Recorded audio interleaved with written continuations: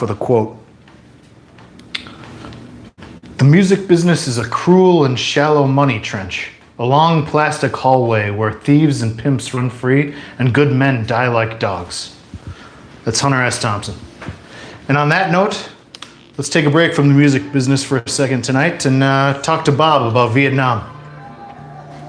How's it going, Bob? It's going great. And speaking about Hunter Thompson and plastic hallways, it was pretty much the same for everybody. When you were on your way to Vietnam, especially if you were in the infantry. So everybody goes to a few schools, infantry-wise, learn how to shoot, learn how to jump out of planes. And you could do that for 10 years and it still wouldn't get you ready for what was in store for you in the jungle. So anyway, you get over there, you go to where your division is, whatever it is, maybe up in the I Corps or down south like where I was, a little town called Phan Thiet.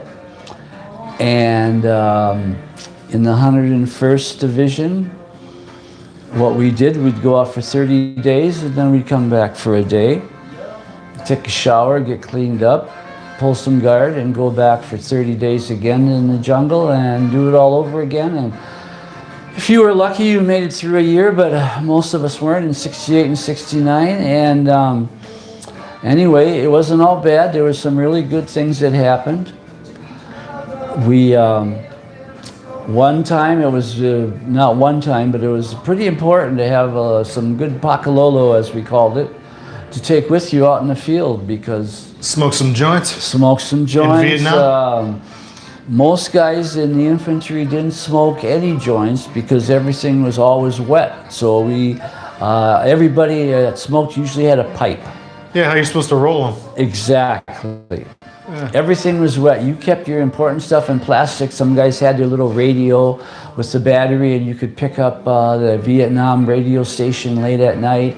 The Doors, Cream's White Room was playing. Who played that stuff in Vietnam? It was just sent over by satellite or whatever to the disc jockeys like Robin Williams' movie. Good Morning Vietnam, Good sure. Morning Vietnam. So there was some crazy guy your age rocking Eric Clapton and stuff? Yeah, pretty much. Cool, man. Pretty much. So late at night you kept it down low, you and your buddy, and had a hit or two and dreamt about back in the world and everything like that. Take your mind away from the, mud and the blood for a while. Yeah, and just get your mind out of Vietnam. Exactly, Jeez. yeah, it made intense. A big difference. Yeah. A big difference. It was a hard war like the other ones before it, but Nam was really hard. Just the day-to-day with all the little critters on steroids and, excuse me, everything you owned was in your backpack. Water, ammo, food, sea rations from World War II, 30 years old, Not a lot to look forward to in the jungle, so a little bit went a long ways. Like your favorite thing was pound cake and peaches, or pound cake and, pears, yeah. Those were the two best things that you would have over there in the jungle, so that was pretty good. And anyway, there was a lot of good times, not all bad, like I say. One of the best times we were up in the mountains, and usually you want to set up before it gets dark because you kind of like to know where you're going to lay down that night, Set up your tent before the sun goes down, sure. Yeah, not so much tents, just, where you're going to sleep that night, open out in the ground. And you're talking about throwing a sleeping bag just up in the mountain jungle? No sleeping bags, no tents. All you had was a poncho liner and a poncho. So you just wrapped the poncho line around you and lay down, Wow. And that was it. But hard to sleep. Oh no, not after humping the boonies, with 50 or 60 pounds on your back. Sure. Wasn't hard at all. But anyway, speaking of good times, so there we were after figuring out who's going to pull guard and stuff. I laid down and had a hit and was just relaxing, and everything, of course, is dead quiet. The mountains, nobody around for miles, and we're always quiet when we move, or as quiet as you can be. So what happened was, this particular night, we had set up, not knowing where we were, and there was a big tree close by, and there was a whole bunch of monkeys up in this tree. So what happened, one of the guys, after getting stoned, got hungry and was digging through his rucksack. So we go from totally silent to some guy digging through his ruck, through the C-ration cans and making more noise than you can believe. So what happened was he woke the monkeys up and really pissed them off. So they started making some racket and stuff and throwing stuff down on top of them, branches and shit or whatever monkeys throw, you know. They were just pissed at him for being woken up. Yeah. like you and I. It's like anybody, right. So anyway, that happens with him, and I kind of hear this going on. You don't really know in the beginning what's going on, but you figure it out after just about 10 or 20 seconds. So anyway, this guy reaches in his ruck and he turns around and he throws a C-ration can up in the tree at the monkeys, and that really got him going. So now they're throwing the can back at him, and us guys that are close around by him in the perimeter, we're going through our rucks, grabbing cans, throwing them at the monkeys. The monkeys are throwing stuff back. I was laughing so hard. My muscles quit working. They grab you. I had to lay down, and I wanted to get up and throw another can up. They didn't get violent or anything? You guys were just throwing the army versus the monkeys in Vietnam. Exactly. So that's going on, and then soon after that, some guy shot at him with unloaded a 16 in the air, and the monkeys split, you know. But for about a minute there, I was laughing so hard I couldn't even get up off the goddamn ground, I tell you. That was a really, really good time, and I'll always remember it, like some other good times. But that was probably at the top of the list, the Night of the Monkeys, yeah. Can war with the monkeys. Yeah.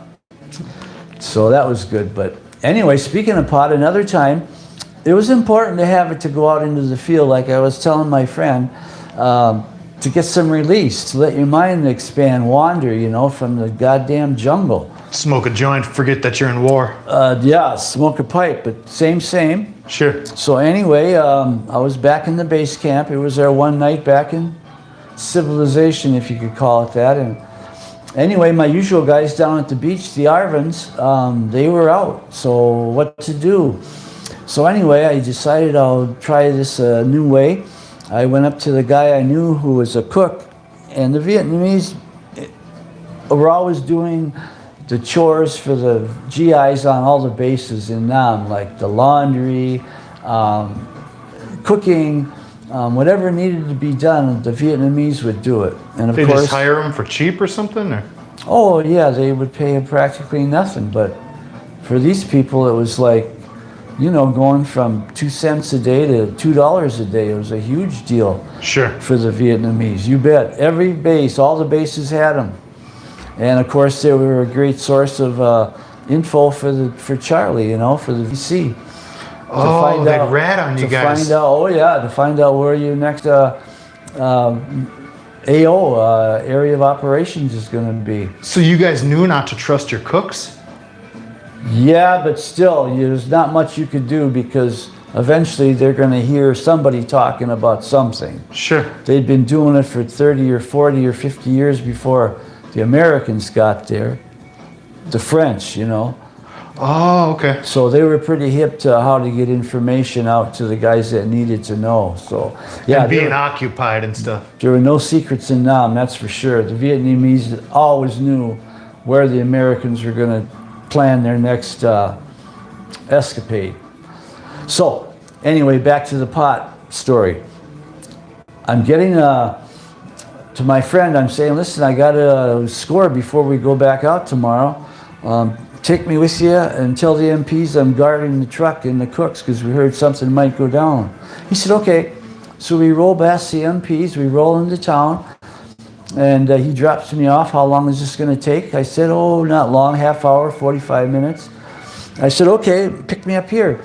So he takes off, and I don't know anything, I think I know the right word for pot in Vietnamese, which was Con Sai, I think. Anyway, he eventually leads me to a guy who might have some pot, and I'm standing there in the corner surrounded by all these people. It's getting dark. I don't know what's going to happen, but I'm not too worried. Sure enough, a guy comes back in 5 or 10 minutes with a sandbag full of Vietnamese pot. It was great. My two friends that each gave me $20 were so happy. We split a sandbag 3 ways for $20 of Vietnamese pot. So that was a great thing. That was a good thing that happened. Like I say, to go out for a month in the jungle with no pot was a headache. It was no fun at all. So. But it was dangerous for you to go to town and do that. Yeah, but after you're there for a while, you get pretty comfortable with what's going on. Sure. And yeah, after you're there for 3 or 4 months, you get a good idea. But yeah, it takes a while to figure out what's going on when you're in the infantry, how to pack your ruck, not make these noises, where to put things so you're not inconveniencing your people. Just all the little things in the field, how to keep your feet dry, things like that. And anyway, time goes on, and there's always something usually going on in the field. I can't think of everything all at once, but we had the monkey night. The scoring the pot was good. And another time, we were working with the 173rd. There was another airborne outfit. And I think they were here for about 2 weeks with us. So anyway, knowing I was the guy to see for scoring, they came up to me, and what they wanted was, apparently there was some kind of speed pills or liquid speed or something. I had never really seen it where I was in our little base camp. We just had pot, maybe a little opium in town. But anyway, these guys were so out of it, were so into it, depending on your frame of mind. After we'd get in, after a day of humping around, they didn't want to kick back. After dinner, they wanted to go out in the field in the dark on their own and raise hell with the Vietnamese. They wanted to go fight at night? Exactly. They didn't have to. They were doing this on their own. Crazy. Crazy is right, but there was guys like that in Nam, and that's just the way it was. Just wanted to fight. Just wanted to, yeah. They were just over the top when it came to that kind of stuff. Because most of the guys that in our outfit, you know, we were pretty mellow. We did what we had to do, which was to stay alive. But anyway, that's just how it was over there. There was all different kinds of guys, and it's hard to explain everything. But makes sense. Yeah, that's one of the few things that did. But yeah, you get there, you're brand new, go to your new outfit, and you meet the guys that have about 30 days to go, or they're real close to getting out, and they're like, you just can't imagine what it's going to be like to spend a whole year there. And it seems like a prison sentence. And it kind of is, actually, because everybody's there on their own time. There's no great landing of a division or a brigade or anything like that. Everybody comes over in ones and twos, and how much time do you got left? How long, you know, everybody, they keep track. How many days? How many days do you have left before you go back into the world? So, but anyway, yeah, 30 days out, a day back in the rear. You take a shower, get some food from the mess hall, which isn't much better than the damn C rations, but that's just the way it was. Unless you were into the Green Berets who could get anything they wanted, you were pretty much at the bottom of the barrel if you were in the infantry. One time, I remember coming in, just got in, off the chopper pad and threw our stuff down in our hooch. So Smokey and I were walking down with Ross, a cook from the rear, who was in the rear, I should say. And we're visiting and we're telling each other what happened, what's going on out in the field. And he's telling us different stories about in the rear, in the base camp, what happened. And so we're jabbering, the three of us, and we're trucking down to the showers. And anyway, Ross is in between us. And so we're visiting, and all of a sudden there's kind of like a lull in the conversation. And then Ross says, oh yeah, 2 weeks ago, 2 guys got killed taking a shower. A rocket hit it. Rocket hit the shower and killed 2 guys. And Smokey and I both looked at each other, and we didn't even have to say anything. We just knew. The same thought passed in between us. We would give anything to get killed taking a shower. That would be a great day. That's how the field was. That's how bad it was. That's how bad it was. A place where guys are shooting themselves in the foot and the hand so they don't have to go out in the field. Yeah, that was Nam. Man. Yeah, you can't compare it to a lot of other wars. Everyone's a little different. The mud in World War I, the trenches, and World War II, all that happened against the Germans and the Japanese. But this one, the Nam War, it would straighten out anybody who had ever come in another war, that's for sure. It was a brutal, as Minnesota Fats would say, it was brutal beyond compare. Minnesota Fats, the pool player. The pool player, yes.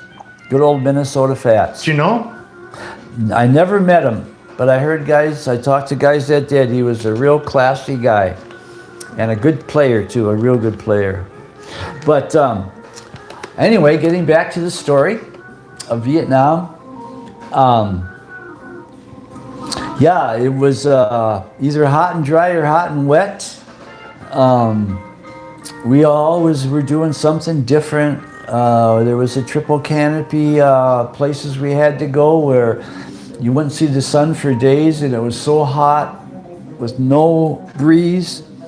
You just wanted to, you'd give anything for a little breeze. And Man. we would do searches all over out in the field. We'd set up ambushes around little villages. We'd hang out in the villages. There'd be 10 or 20 hooches where the Vietnamese lived. And during the day, we'd hang out with them and pretend to hide from Charlie.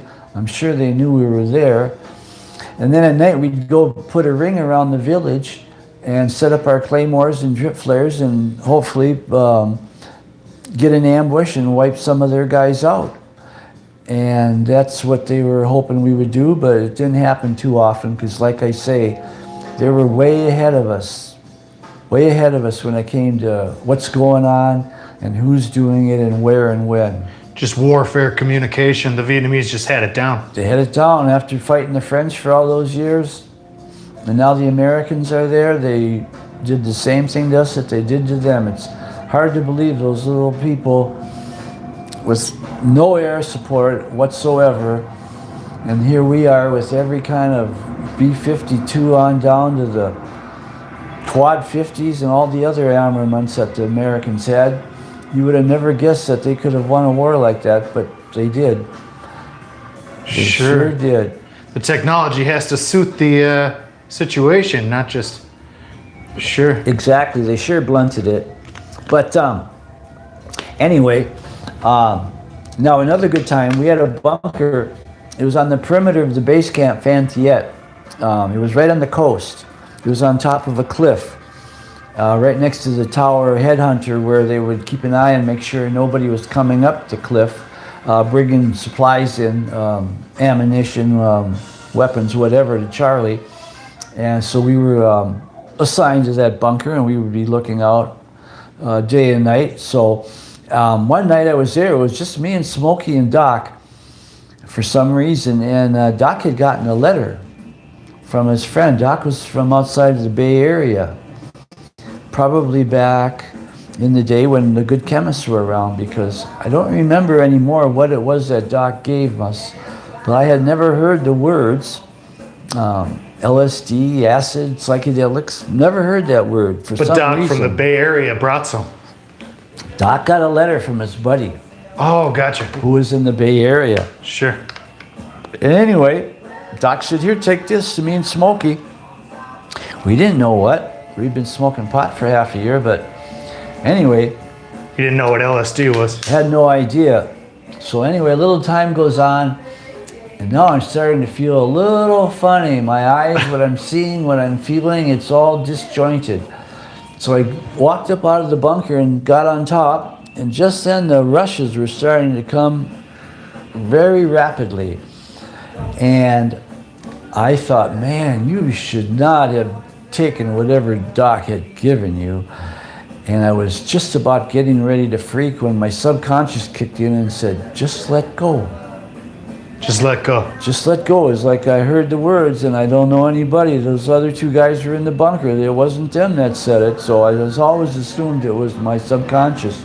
And you were looking out over the sea. Looking out over the sea, and I stood up, and there was sampans, the fishing boats, bobbing up and down in the ocean with their lights on.